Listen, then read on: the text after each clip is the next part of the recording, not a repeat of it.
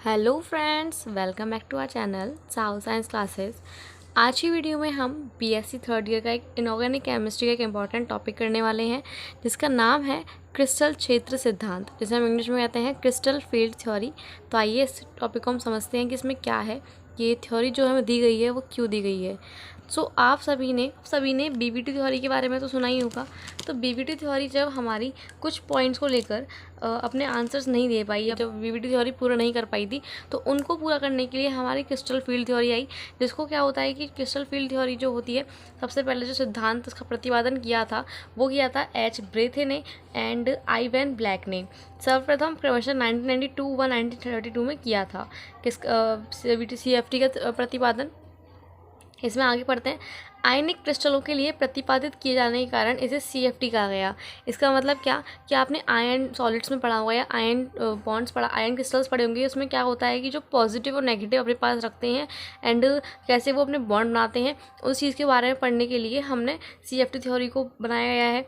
और CFT theory का हमने comparison most of ionic crystal से किया गया है। जैसे कि यह सिद्धांत मुख्य रूप से केंद्रीय धातु आयन, मतलब कि सेंट्रल मेटल आयन्स के द्विकक्षक तथा उसके चारों ओर उपस्थित लिगेंडों के पारस्परिक संबंध को प्रदर्शित करता है। जैसा कि आपको पता हुआ कि जो हमारे संकुल होते हैं, संकुल यौगिक होते हैं, तो उसमें डी ब्लॉक के एलिमेंट्स होते हैं एंड जो डी ब्लॉक्स होता है उससे रिलेटेड कौन होता है, लिगेंड होता है।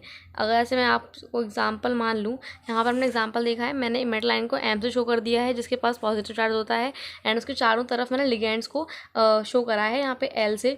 और लिगेंड के पास क्या होता है, नेगेटिव इलेक्ट्रॉन पेयर होते हैं जो नेगेटिव रखते हैं एंड जो एम होता है हमारा पॉजिटिव आयन होता है। अब जो हमारा मेटल आयन होता है उसमें डी कक्षक होते हैं। तो डी कक्षक के जो इलेक्ट्रॉन्स होते हैं वो लिगेंड के इलेक्ट्रॉन से कैसे रिएक्ट करते हैं, कैसे रिएक्शन करते हैं, तो ये सब हम CFT थ्योरी में पढ़ते हैं।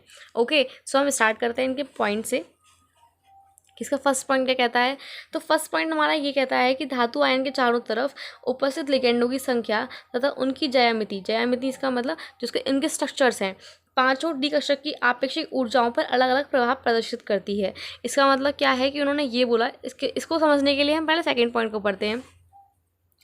जब धातु परमाणु या आयन अपनी निम्नतम ऊर्जा अवस्था में होता है, आप सबको पता है कि जो इलेक्ट्रॉन्स होते हैं वो दो ऊर्जा अवस्था में होते हैं, तो एक्साइटेड में और एक नॉर्मल में। जब अपनी ग्राउंड स्टेट पे होता है हमारा धातु परमाणु या आयन, तब पांचों डी ऑर्बिटल समान ऊर्जा वाले होते हैं। इसका मतलब क्या है कि आप सबको पता है कि डी ब्लॉक में हमारे 5 ऑर्बिटल्स होती हैं, जिसमें पहला क्या है हमारा XY, फिर आता है YZ, फिर आता है ZX, उसके बाद आता है X² Y² एंड फिर आता है DZ²। ऐसे डी यहाँ पे भी। ओके, सो अब इसमें क्या है कि ये 5 ऑर्बिटल्स होते हैं, तो हमारा जब वो निम्नतम ऊर्जा अवस्था में होता है, इसका मतलब जब वो ग्राउंड स्टेट में होता है, तो तब पांचों डी ऑर्बिटल्स समान ऊर्जा वाले होते हैं। लेकिन उसमें क्या बोला है फर्स्ट पॉइंट में कि जो हमारे लिगेंडों की संख्या होती है वो किस पे प्रदर्शित करती है, पांचों डी कक्षकों की आपेक्षिक ऊर्जाओं पर अलग अलग प्रभाव प्रदर्शित करती है। इसका मतलब क्या बोला है उन्होंने, देखिए ध्यान से सुनिएगा। एग्जाम्पल में अगर लूँ तो आपसे क्या होता है कि कुछ डी ऑर्बिटल से कुछ इलेक्ट्रॉन्स तो लिगेंड के इलेक्ट्रॉन से जब संपर्क में आएंगे तो वो क्या होंगे, प्रतिकर्षित होंगे। लेकिन जो कुछ दूर रहेंगे लिगेंड से, जो कक्षक दूर हैं लिगेंड से, तो वो क्या होंगे, आकर्षित होंगे। तो इसमें जो पूरा हमारा लिगेंड और मेटल आयन के बीच जो फोर्स लगता है वो 2 टाइप्स के फोर्स लगते हैं। एक लगता है प्रतिकर्षण और एक लगता है आकर्षण। और ये लगते कब है, हम उन्हें जानते हैं जब लिगेंड धातु आयन के समीप आते हैं। इसका मतलब क्या है, जो लिगेंड्स हैं वो मेटल आयन के समीप आ रहे हैं, मतलब पास आ रहे हैं, तो उनके बीच 2 प्रकार के बल लगते हैं। एक तो धातु के नाभिक इन सेंस कि जो हमारा धातु के जिसमें प्रोटॉन्स मतलब पॉजिटिव चार्ज और इलेक्ट्रॉन के बीच, तो जब पॉजिटिव चार्ज और नेगेटिव चार्ज के बीच जो बल लगता है उसे हम क्या बोलते हैं, आकर्षण बल, जिसे हम बोलते हैं अट्रैक्शन फोर्स। ओके, तथा दूसरा बल जो हमारा लगता है वो लगता है धातु तथा लिगेंडों के इलेक्ट्रॉन के बीच प्रतिकर्षण बल। अब यहाँ पे धातु तथा लिगेंडों के इलेक्ट्रॉन के बीच प्रतिकर्षण बल कैसे लगता है, अब मैं आपको एग्जाम्पल देती हूँ। जैसे कि अब क्या होता है कि हमारे डी ऑर्बिटल्स हैं उनमें भी इलेक्ट्रॉन्स होंगे। जैसे मैंने मान लिया कि यहाँ पर हमारा जो XY वाला, जो हमारा XY है वो बनता है, तो ये हो गया हमारा XY वाला। अब जो इलेक्ट्रॉन होंगे लिगेंड्स वाले, लिगेंड्स के इलेक्ट्रॉन्स जब इसके पास आएंगे स्लोप से, तो ये क्या होंगे, रिपल हो जाएंगे, क्योंकि इसके पास भी नेगेटिव चार्ज है एंड इसके पास भी नेगेटिव चार्ज है, क्योंकि ये डी कक्षक के हमारे इलेक्ट्रॉन्स हैं और ये हमारा लिगेंड के इलेक्ट्रॉन्स हैं। तो जब आपस में इलेक्ट्रॉन इलेक्ट्रॉन संपर्क में आएंगे तो हमारा क्या बल लगेगा, प्रतिकर्षित बल लगेगा। जैसा कि इसने बताया गया है कि जब लिगेंड धातु आयन के समीप आते हैं तो दो प्रकार के बल कार्य करते हैं। एक तो धातु के नाभिक तथा इलेक्ट्रॉन के बीच आकर्षण बल और दूसरा बल धातु तथा लिगेंडों के इलेक्ट्रॉन के बीच प्रतिकर्षण बल। आपको इतना समझ में आया होगा आई होप। एक बार फिर से देख लेते हैं।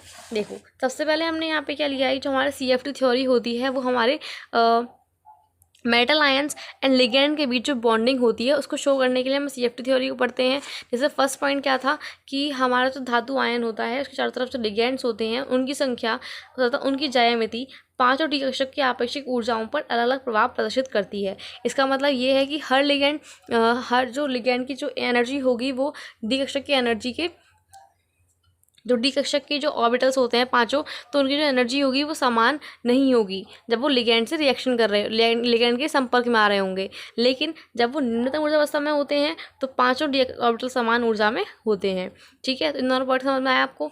फिर क्या पढ़ा हमने पॉइंट, थर्ड पॉइंट ये था जब लिगेंड धातु आयन के समीप आते हैं तो दो टाइप के बल हमारे पास होते हैं, एक होता है आकर्षण बल और एक होता है प्रतिकर्षण बल।